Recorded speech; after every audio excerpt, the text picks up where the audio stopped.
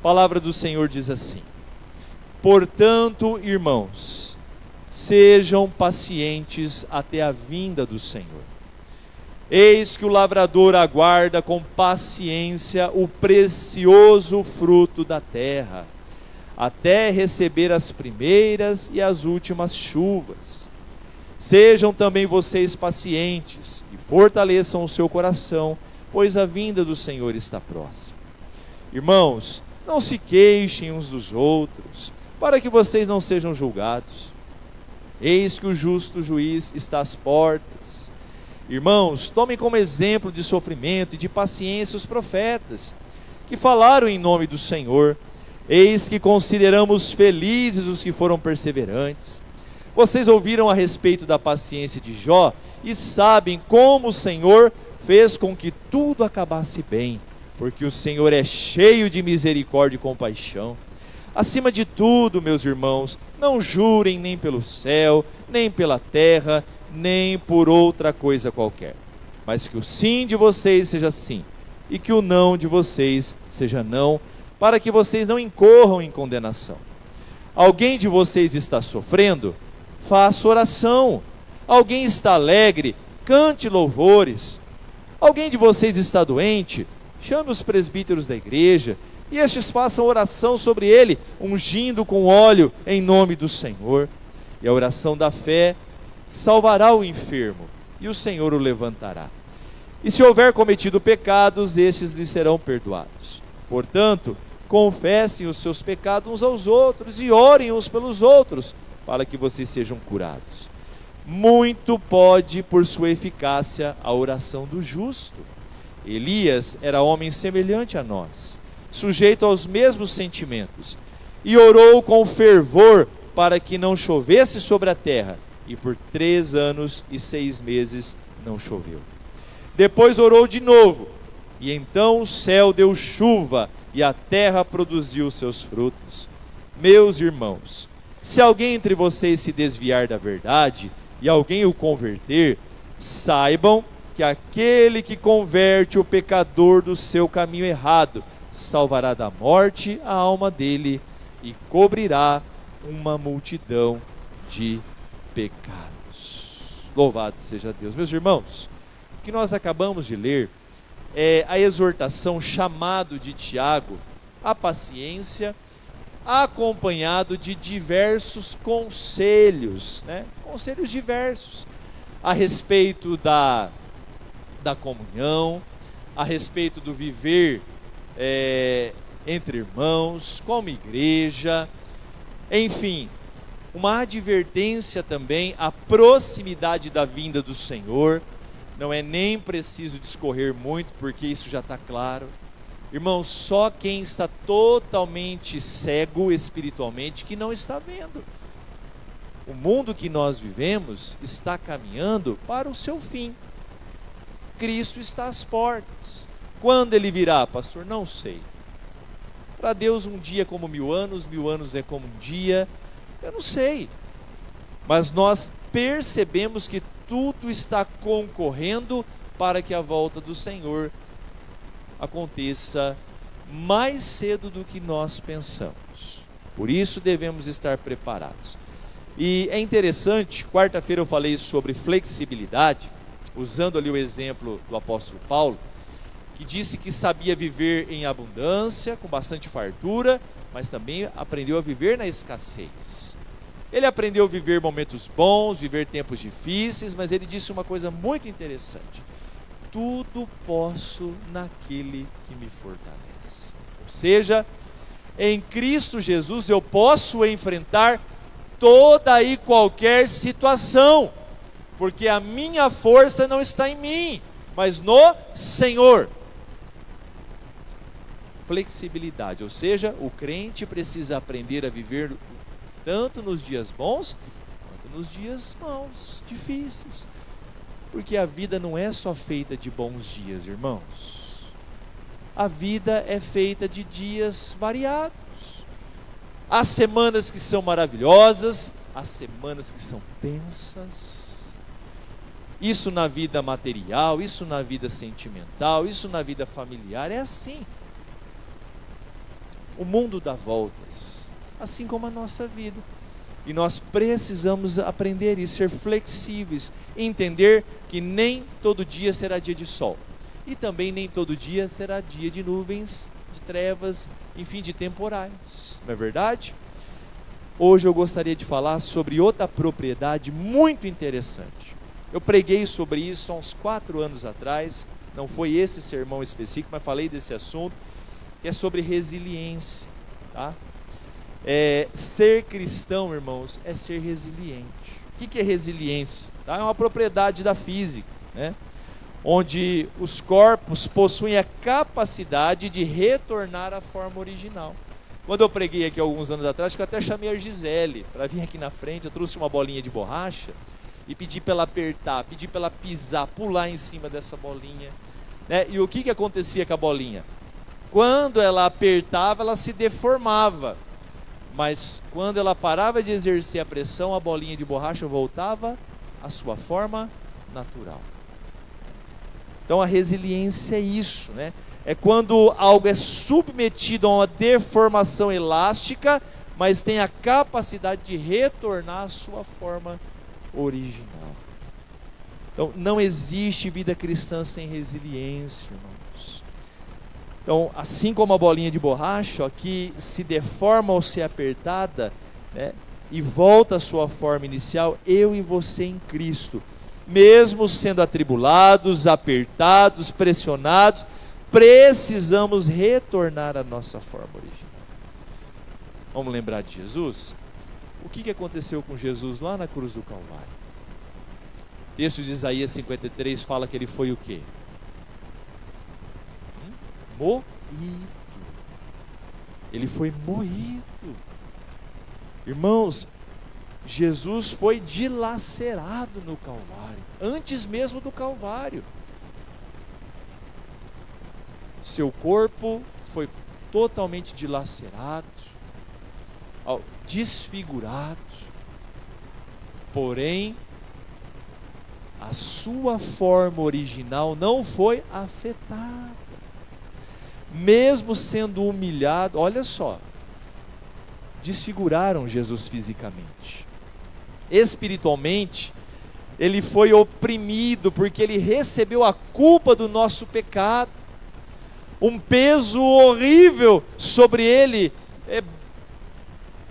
A bomba de Hiroshima, eu não lembro quantos megatons ela tinha, mas o que Jesus suportou no Calvário foi 1 milhão de vezes maior. E mesmo assim, a sua forma original não foi afetada. Porque mesmo padecendo no Calvário tudo isso, ele olhou para os seus algozes e disse: Pai, perdoa-lhes. Eles não sabem o que estão fazendo. Eles são ignorantes. Está vendo só? Por isso que o crente precisa se tornar resiliente. Esse mundo é mau. Tudo nesse mundo é mau, gente. A cultura desse mundo é perversa. O lazer desse mundo é perverso. A maioria dos negócios nesse mundo são perversos. Muitas pessoas estão tomadas pela perversidade. E nós estamos aqui nesse mundo, vivendo aqui nessa realidade. E nós não podemos ser deformados pelo mal desse mundo. Então eu gostaria de compartilhar com vocês aqui 5 dicas para que nós venhamos nos tornarmos crentes cristãos resilientes. Que mesmo vivendo no mundo mal, mesmo vivendo no mundo vendido pelo pecado, onde o príncipe desse século cegou o entendimento dos incrédulos, está promovendo uma podridão, mas que a nossa nova natureza em Cristo não venha a ser deformada. Então, dentro desse texto aqui, nós temos pelo menos 5 dicas que Tiago nos dá para nos tornarmos cristãos resilientes. Primeira dica: confie no propósito de Deus para a sua vida. Primeira coisa, versos 7 e 8, ó. Portanto, irmãos, sejam pacientes até a vinda do Senhor. Eis que o lavrador aguarda com paciência o precioso fruto da terra, até receber as primeiras e as últimas chuvas.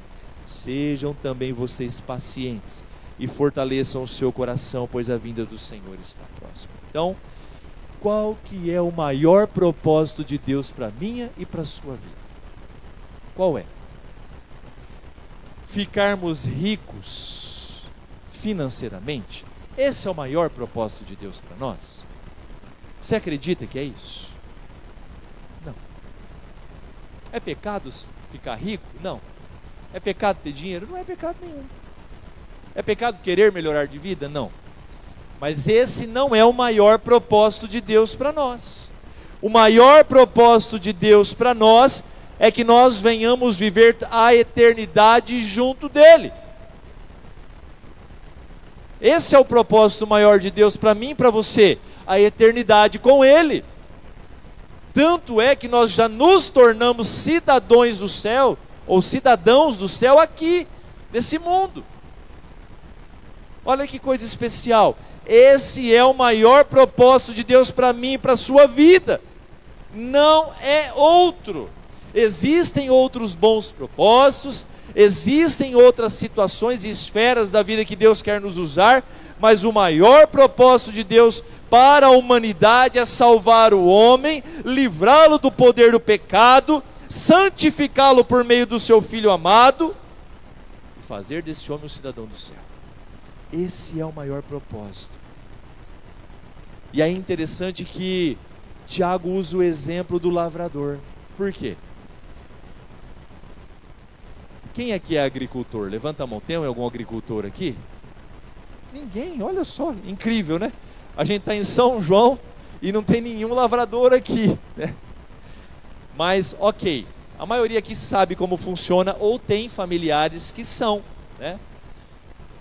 Irmãos, eu não conheço outra profissão que exija maior paciência e fé que o lavrador. Porque você investe uma fortuna. Tem lavrador que investe 20 mil por mês. Para ele é uma fortuna. Para ele é um dinheiro imenso. Outros investem milhões também. O que investe 20 mil sofre, o que investe milhões também. Por quê? Porque é algo que você semeia, a sementinha é colocada lá, é semeada, você não vê nada por alguns dias, você não vê nada, está tudo ali. E custa caro. Eu quase caí das pernas, eu sou ignorante com esse negócio. O dia que me falaram que um saco de semente de milho custava, de primeira categoria lá, custava mais de R$1.000, eu quase morri. E é poucos quilos, né? Eu achava que era um saco de 60 quilos, é saquinho de, não sei lá quantos quilos que é. 20 quilos, né? Não sei, é isso. É um absurdo. Aí não é só isso, tem defensivo agrícola e por aí vai. Irmãos, e aí a pessoa investe tudo isso, a céu aberto, está tudo descoberto, tudo. E aí precisa ter paciência para aguardar as primeiras chuvas, o sol na medida correta, a chuva na medida correta. Precisa, né, ali infelizmente, as pragas estão aí, tem que passar o defensivo. Clamar a Deus para que não tenha tanta praga assim, para se reduzir a passagem de veneno, para custar menos a produção, enfim. Irmãos, está aí. A mesma coisa, por isso que ele usa esse exemplo. Porque nós precisamos confiar no propósito de Deus para a nossa vida, que é a salvação, e aguardarmos o dia do Senhor com paciência. Porque esse mundo vai querer dizer para mim e para você: será que Jesus vem mesmo? Será que vale a pena se guardar honesto, viver uma vida honesta, uma vida de santidade? Sei lá, né? Esse negócio de Jesus vai voltar, o tempo está passando, meus avós eram tão crentes, morreram e Jesus não veio, minha mãe e meu pai eram tão crentes, morreu e Jesus não veio. Irmãos, nós precisamos esperar com paciência. Aqui ele diz que a vinda do Senhor está próxima. Eu gostaria de lembrar a mim e a você que Jesus vem de duas maneiras. Ele vem pessoalmente e ele virá coletivamente. Tem gente que só se lembra da vinda do Senhor de forma coletiva, do arrebatamento, mas se esquece que o Senhor também vem pessoalmente. E é por isso que eu preciso aguardar com paciência, com resiliência, para que esse mundo mal não venha deformar o meu caráter e a minha vida, para que eu me encontre preparado para a vinda do Senhor. Outra dica, primeira delas, confie no propósito de Deus. Deus tem um propósito na sua vida, maior do que todos: levar você para morar com Ele para toda a eternidade. Não existe propósito melhor do que esse. Nós vimos lá uma cantora no Rio de Janeiro que juntou lá 1 milhão, mais de 1,5 milhão de pessoas. Para esse mundo aqui é algo glorioso, né? Aquela coisa, né? Tal. Irmãos, glória humana. O dia que ela morrer, vai ficar o nome dela, as músicas vai ficar, mas tudo isso passa. Porque nós estamos falando de coisas temporais. Mas quando a gente fala das coisas de Deus, nós estamos falando de coisas espirituais, coisas que se perpetuam para toda a eternidade. Segundo, tenha esperança na vitória final. Versos 9 e 11. Irmãos, não se queixem uns dos outros, para que vocês não sejam julgados. Eis que o juiz está às portas. Irmãos, tomem como exemplo de sofrimento e de paciência os profetas, que falaram em nome do Senhor. Eis que consideramos felizes os que foram perseverantes. Vocês já ouviram a respeito da paciência de Jó? E sabem como o Senhor fez com que tudo acabasse bem? Porque o Senhor é cheio de misericórdia e de compaixão. Meus queridos, o crente precisa se tornar resiliente para que ele tenha esperança na vitória final. A nossa vida, eu gosto de comparar ela como um filme, né? Só que a diferença é que no filme tem começo, meio e fim, tá? A nossa tem começo, meio, e para a glória de Deus não vai ter fim. Mas o desenrolar é parecido. Até que aquele casal, vamos falar de uma comédia romântica, né? Até que aquele casal que se conhece, aí acontece aqueles tropeços, eles se distanciam, um vai para lá, outro vai para cá, né? Aquelas novelas mexicanas da vida, 438 capítulos, né? Vem coisa boa, vem coisa ruim, até que tudo aconteça, tem um processo. A nossa vida aqui é muito semelhante. É um processo. E nós precisamos aprender a suportar o processo, por mais doloroso e difícil que seja. Aqui Tiago lembra de Jó, e ele traz à memória Jó. E é interessante, irmãos, que Jó foi amassado, pressionado até o limite, ou até posteriormente o limite. Imagina um pai perder 10 filhos de uma vez só. Existem pais que perdem um e nunca mais conseguem ser os mesmos para o resto da vida, ainda que sobrem 3 ou 4, mas se perder um, nunca mais vão ser os mesmos. Tem pessoas que tomam um golpe na vida, não perdem tudo, mas perdem parte daquilo que ganhou suado, nunca mais conseguem esquecer daquilo, porque é traumatizante. Se tem uma coisa ruim na vida da gente, é a gente ser enganado, né? Ou coisa horrível. E esse mundo é o dia inteiro, irmãos, é 30 ligações por dia no meu celular, de um tal do Sicredi, central do Sicredi. Fizeram uma compra de 6 mil, Senhor, quem dera fazer compra de 6 mil todo dia, né? Que benção, quero chegar lá ainda, né, Tutica? Mas não é eu, não foi, tudo mentira. Aperta um para você não sei aonde, mundo cheio de golpistas. Irmãos, Jó padeceu, e ele diz aqui, Jó passou por dificuldades, mas o que aconteceu no final? Jó suportou o processo, sofreu, padeceu, mas não pecou contra Deus. O caráter de Jó não foi deformado. Não foi deformado, não foi. Mesmo com tudo que ele sofreu, o seu interior não foi deformado. E ele disse lá no capítulo 19, verso 25: Eu sei que o meu Redentor, o meu resgatador vive. Oh Deus, eu sei que o meu Redentor vive. Aleluia. Glória ao nosso Deus. E por fim, ele se levantará. O que ele quis dizer? Aquele que me resgata, que me socorre, ele está vivo. E no final de tudo, ele se levantará, ele será o protagonista da minha história, ele me segurará pela sua mão. Olha que coisa linda. Você já se perguntou por que uma mulher enfrenta a dor do parto normal? Por que ela resolve encarar o parto normal? Tem mulheres que resolvem encarar o parto normal. A cesárea é a última opção. Ela resolve enfrentar o parto normal, passar toda aquela dor, que não é a mesma coisa que um homem gripado, mas chega perto. Uma mulher que tem filho parto normal chega perto, não é verdade, Herbert? De um homem gripado. Você já teve gripe, não teve, meu irmão? Muito, mas é muito mais dilacerante que o parto normal, muito mais. Só quem é homem, o homem sofre muito com gripe, resfriado. Irmãos, você já parou para perguntar por que uma mulher faz isso? Não parece loucura? Eu vejo os filmes, irmãos, lá, aquela... Meu Deus, tá certo que eles exageram um pouco, né? Não sei se é exagerado ou não, aí grita aquela... Eu não sei como é que o pai tem coragem de ficar do lado e não morre, não desmaia.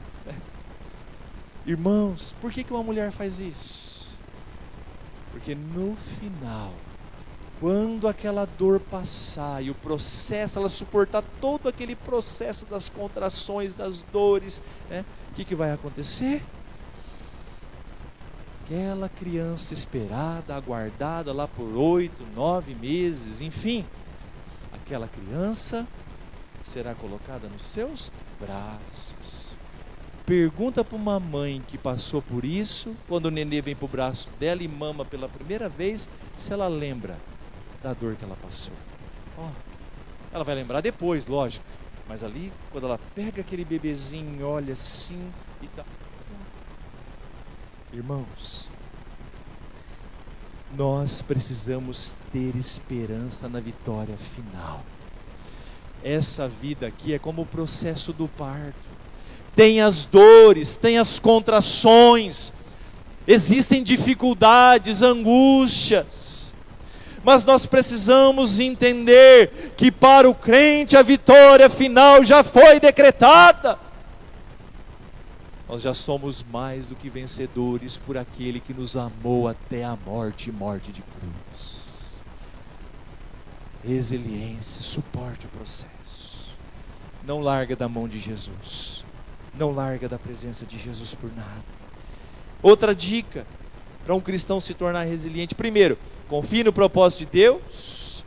Tenha esperança na vitória final. Terceiro, assuma uma atitude positiva. Eu sou fã de gente positiva, irmãos. Eu gosto de pessoa positiva, gente para frente, gente animada, gente que está sempre disposto, independente das circunstâncias da vida, tem sempre uma palavra de fé.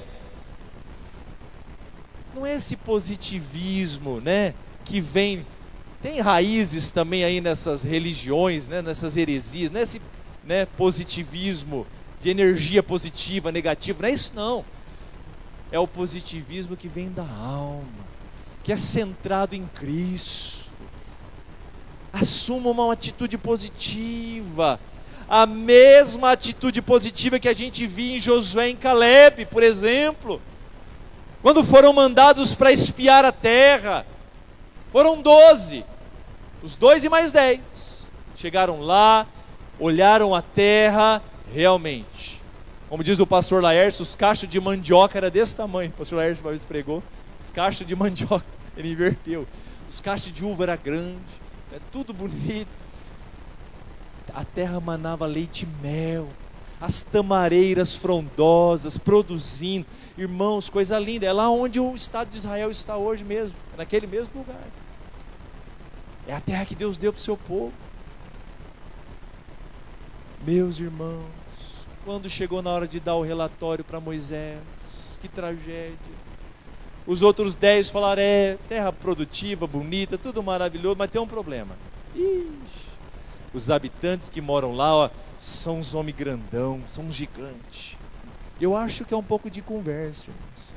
Porque a pessoa pessimista, ela aumenta tudo. O pessimista não é assim? Ele aumenta as coisas. Ele aumenta. A situação está difícil, mas não é impossível. Mas o pessimista coloca a barreira em tudo. Foge de gente pessimista. Não conta os teus planos para gente pessimista, não. Não compartilha as tuas coisas para gente pessimista, não. Senão pode ser que ele te contamine. Conte teus propósitos, teus planos, teus sonhos para gente otimista. Gente que vai bater nas tuas costas, ó, conta comigo. Eu vou orar por você. A minha experiência eu compartilho, eu te ajudo no que for possível.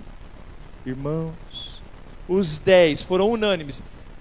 Nós vamos ser engolidos vivos lá, eles vão nos destruir. Josué e Caleb pegaram a palavra e falaram, vocês não têm vergonha na cara? Vocês estão fazendo o coração do povo derreter, perder a esperança.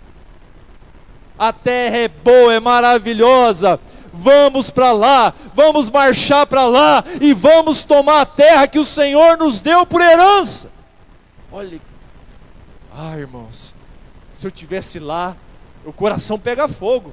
Quando você está perto de gente assim, você pode ser um medrosão, né? Mas você até fica corajoso, você até se anima. É gostoso, é diferente caminhar com gente assim. E foram, e marcharam, e conquistaram a terra. E Caleb, já com mais de 80 anos, irmãos, disse assim, olha, o meu ânimo, o meu positivismo em Deus, a minha esperança é maior hoje do que quando eu tinha 40. Que coisa diferente. Assuma uma atitude positiva. Tem gente que olha, tem comerciante que olha e fala, eu vou quebrar. Nossa, paradeira essa cidade, não vende nada, meu Deus. Assuma uma atitude positiva. Comece a orar e diga, Senhor, me dê estratégias. O que eu posso fazer de diferente? O que eu posso fazer de novo? O que é que eu não estou fazendo com tanta excelência que eu poderia fazer? Porque, irmãos, não tem mais nada novo para ser inventado na face da terra. Não tem. De novidade, novo não tem. Mas a gente pode criar estratégias, não é verdade? E olhar com positivismo para as coisas. Em meio a situações de pressão e tribulação, corra para Deus. Busque o que é positivo. Se apegue nas promessas de Deus. Louvado seja Deus. Verso 13, ó. Alguém de vocês está sofrendo? Olha o conselho. Tem alguém aí sofrendo? Faça oração, ore. Quando a gente está sofrendo, irmãos, não é para a gente ficar pedindo oração para as pessoas. É diferente. Quando você está sofrendo, ore. Vai para a presença de Deus. Está contente? Canta louvores. Está doente? Aí muda a coisa. Está enfermo? Está doente? Chame os presbíteros. Peço para ele ungir e orar por você. Olha que coisa interessante. Lembro também do profeta Jeremias, dizendo lá em Lamentações 3, a partir do verso 20, ele vai dizer assim, ó, trago à memória aquilo que me dá esperança. Quero trazer à memória aquilo que me dá esperança. Traga à memória as grandes coisas que o Senhor já fez por você. E segue em frente com fé. Quarta dica: compartilhe as cargas. Vou matar 2 coelhos agora com a cajadada só. Rodrigo, vem aqui, meu querido, faz favor. Senta na frente e sofre, né? Passarinho, vem aqui também, passarinho. É que se eu chamar o do fundo até chegar aqui, o Lídio parou de sentar mais para frente com medo de eu chamar. Rodrigo, faz favor. Tenta trazer aquela mesa sozinho para cá. Aqui onde a gente faz a ceia. Vai lá, meu querido. Tenta trazer ela erguendo sozinho. Dá para trazer sozinho? Passarinho, faz um favor, ajuda ele lá. Pode trazer aqui, já fica pra ceia domingo. Já poupa minha coluna. Isso, vem. Olha lá. Perceberam? Olha lá. Tem certeza? Isso. Glória a Deus. Ô Senhor, poupou minha coluna. Louvado seja Deus. Louvado seja Deus. Meus queridos, compartilhe as cargas. Amém. Pode deixar aí mesmo, meus queridos. Pode se sentar. Vocês perceberam? O Rodrigo não ia conseguir trazer essa mesa sozinho, erguendo ela. Não ia. Talvez não pelo peso, ela é desajeitada, não tem pega, não é verdade? Mas quando o passarinho foi lá, cada um pegou numa ponta. Se ela pesa aqui 40 quilos, ficou 20 para cada um. Não é verdade? Compartilhe as cargas. Você sabe por que o nosso mundo está doente? Você sabe por que as clínicas de psiquiatria, por que tem tanta gente adoecida mentalmente? Não é só por isso, tá? Mas muitos são por isso. Gente que carrega carga sozinho. E tem gente que é tão cara de pau, engana só ele mesmo, não engana Deus e ninguém. Tem gente que diz assim, mas eu não gosto de pedir ajuda para os outros porque eu não quero incomodar. Mentira, mentira, diz o outro. Tudo mentira, não é por isso não. Quem dera fosse por isso. Orgulho, soberba. Eu pedir ajuda? Ficar devendo favor para os outros? Eu dizer que eu não estou bem para fulano? Não, eu vou sair dessa sozinho. Eu sempre saí de tudo sozinho. Eu cheguei até aqui sozinho, ainda é mentiroso ainda. Porque ninguém vence sozinho. Eu já vi muita gente que venceu financeiramente. Eu venci só. Mentira, ninguém vence sozinho. Quem tem empresa prosperou, não venceu sozinho. Tem funcionário, o funcionário trabalhou, ganhou para isso, mas fez o cara chegar lá. Ninguém vence sozinho. É nada, irmãos, é soberba, é orgulho. Meus irmãos, nós precisamos aprender a compartilhar as cargas. Não está conseguindo vencer algo sozinho, peça ajuda. Claro que você não vai pedir para qualquer pessoa, você não vai abrir os compartimentos da sua alma para qualquer um, mas Deus ainda tem gente dele nessa terra, que Ele chamou, capacitou e usa. Está com problema no casamento? Olhe para casais que são vitoriosos no casamento, não perfeitos, você não vai achar, mas casais que são longevos, que estão juntos, que estão... Vai lá. Tira essa capa de arrogância. Meu irmão, eu preciso conversar com você e com a tua esposa, eu e minha esposa. Nós estamos nesse processo, estamos para separar, não estamos se dando bem, não falamos a mesma língua no financeiro, não falamos a mesma língua em área nenhuma da nossa vida, nos ajuda. Não é melhor fazer isso e restaurar um casamento do que perder um casamento? Tem gente que não sabe fazer negócio. Tem pessoas que não sabem administrar a vida financeira. Ganha 5, gasta 10. Ganha 10, gasta 15. Não é porque ganha mal, não sabe administrar. Olhe para alguém que você vê que é modelo de gestão. Meu irmão, me ajuda. Eu tô me arrebentando financeiramente. Me ajuda, me ensina. Como é que você conduz as coisas? Me ensina, porque eu não tenho capacidade. Eu reconheço. Compartilhe as cargas. Olha o verso 16. Portanto, eu vou explicar o que é isso aqui. Portanto, confesse os seus pecados uns aos outros e orem uns pelos outros para que vocês sejam curados. Confessar os pecados aqui, irmãos, não é a confissão auricular que a Igreja Católica faz, não, tá? E nem é ficar contando os pecados aí, todos os pecados, você vai para todo mundo, não é isso. Confesse as suas dificuldades. Confesse as áreas da sua vida que você não está tendo êxito. Para pessoas de Deus, abra o coração, peça conselho.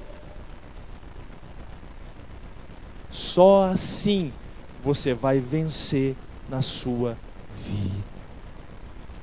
E por fim, desenvolva uma espiritualidade profunda e intensa. Então, para ser um cristão resiliente, que aguenta o baque dessa vida, as lutas dessa vida e não perde a sua forma, confie no propósito de Deus, tem esperança na vitória final, assuma uma atitude positiva, compartilhe as suas cargas e, por fim, desenvolva uma espiritualidade profunda e intensa.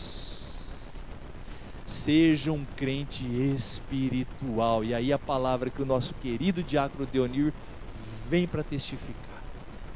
Gálatas 5, a partir do verso 16.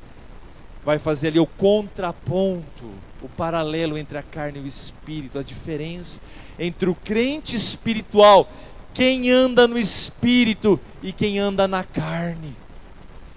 Ande no espírito, desenvolva uma vida espiritual intensa e profunda. Busque a face do Senhor, busque intimidade com Deus. E aqui Tiago vai dizer assim, meus irmãos, às vezes a gente lê a Bíblia, irmãos, com a lente dos óculos errada.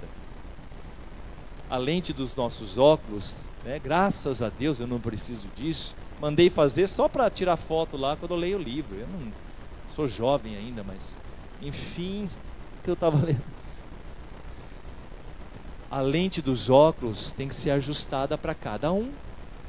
Se o passarinho pegar os óculos da Gi, as lentes da Gi e vice-versa, talvez não vai dar certo. Cada um tem uma dificuldade ali na visão. Então você tem que ajustar as lentes. Quando a gente lê a Bíblia, a gente lê com as lentes do Espírito Santo. Só Ele revela a palavra, não é com as nossas. E às vezes a gente lê com a nossa. Talvez você lê lá e vê o profeta Elias e fala assim, nossa, Elias era um homem diferente, ele era mais santão. Tem gente que acha que o pastor é diferente. Eu nem vou falar o que perguntaram para um pastor uma vez. Irmãos, gente como vocês. Elias era homem como qualquer outro. Está aqui, Tiago disse, ó. Elias era um homem como qualquer outro. Sofria dos mesmos males. Era tentado, tinha dores, enfermos, como qualquer outra pessoa. Mas orou com fé. Olha o verso 17, ó. Estamos quase encerrando já. E é verdade, viu? Não é história de pescador, não. Quase encerrando. Elias era homem semelhante a nós, sujeito aos mesmos sentimentos, e orou com fervor para que não chovesse sobre a terra. E por 3 anos e 6 meses não choveu, e tal, e orou, depois voltou a chover. Claro, ele fez isso direcionado por Deus. Ore com intensidade, desenvolva uma vida espiritual com fé, tenha intimidade com Deus. Leia as Escrituras, ore, se santifica, busca a face do Senhor, desenvolva uma espiritualidade profunda e intensa, e você vai ver, se qualquer coisa que acontecer vai derrubar você, e você verá se você não vai se tornar alguém resistente, alguém fortalecido, alguém pronto e preparado para enfrentar as dores desse mundo. Pode vir o que vier, pode acontecer o que acontecer, você vai estar firmado no Senhor. Vida espiritual intensa. Irmãos, a vida espiritual é igual ao oceano. Você sabe falar para mim o tamanho do oceano? Não, né? Eu também não sei. É enorme e profundo, vasto e profundo. A espiritualidade é igual. Irmãos, não tem limite. O limite quem vai definir é eu e você, à medida em que a gente mergulhar nesse rio. Mas o problema nosso é que a gente é igual criancinha de 2 aninhos, né? Que não pode ir profundo porque não tem capacidade para isso ainda. Então a gente fica ali só onde a onda quebra. E aonde a onda quebra não é legal. Quem já foi na praia sabe disso, é só tombo, né? Cai, levanta, cai, levanta. E gente que não tem espiritualidade profunda é assim, cai, levanta, ora está firme, ora está cantando louvor, ora está murmurando, ora está adorando, ora está blasfemando. Mas gente que vai no profundo,